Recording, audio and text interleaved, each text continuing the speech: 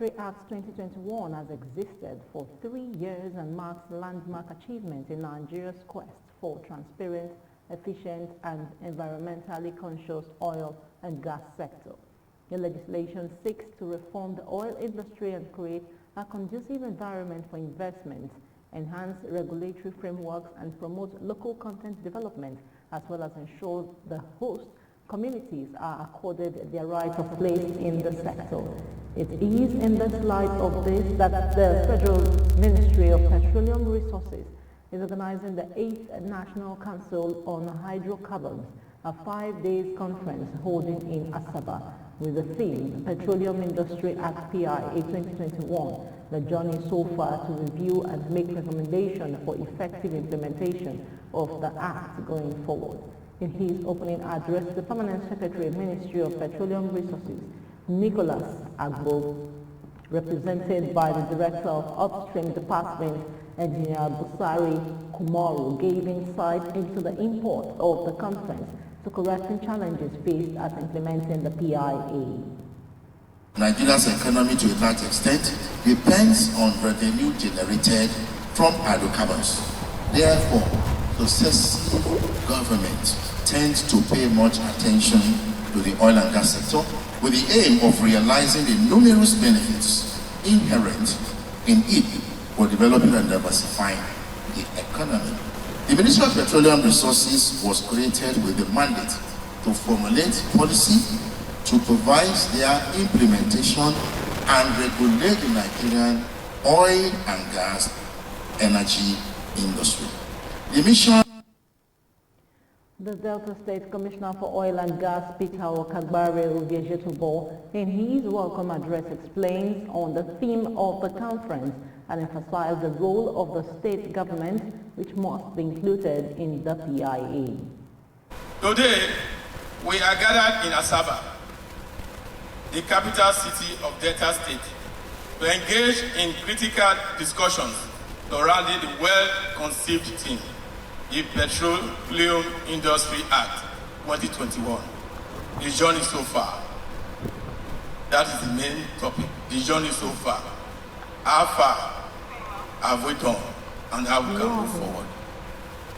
Permit me at this juncture, on behalf of the Delta State Ministry of Oil and Gas, to express our reserved appreciation to my boss, His Excellency Right Honorable Elder Sheriff Iborowori, JP, the Governor of Delta State, for approving the Delta State as host to the council meeting.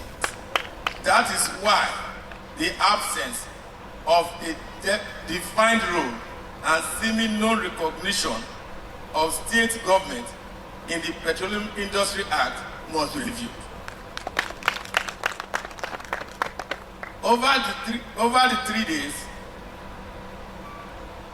an opportunity is before us to engage in fruitful discussions, share insights, and explore best practices that will compel us towards more resilient and inclusive petroleum industry.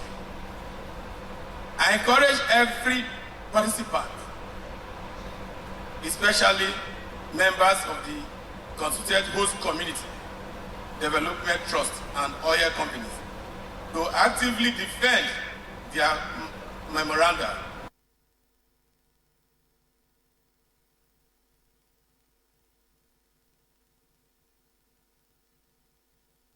And the Delta State Commissioner for Finance, Fidelis Dilije, raised challenges faced by host communities in Nigeria as a country. IOC, LOC refer to asset law in the PIA to be benefits to the host community.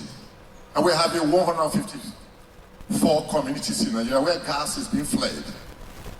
And only less than 80 have been registered.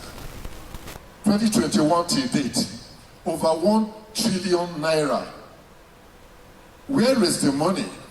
Who did the IOC, LOC refer to as asset law? Who do they pay this money to?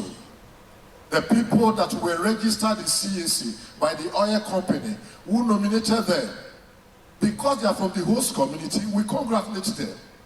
A very clear distinction that we have spent over 3 trillion naira in importing PMS in the month of October and half of November. 3 trillion. That's what NMPC and all the other importers of PMS spent in just 90 days or less in this country. What is the consumption? What is the volume that is consumed of PMS? So I expect that when we sit down here in this particular retreat, in this particular national concourse, we need to troubleshoot and challenge ourselves so that we'll begin to talk about things that will help the hydrocarbon industry to actually flower again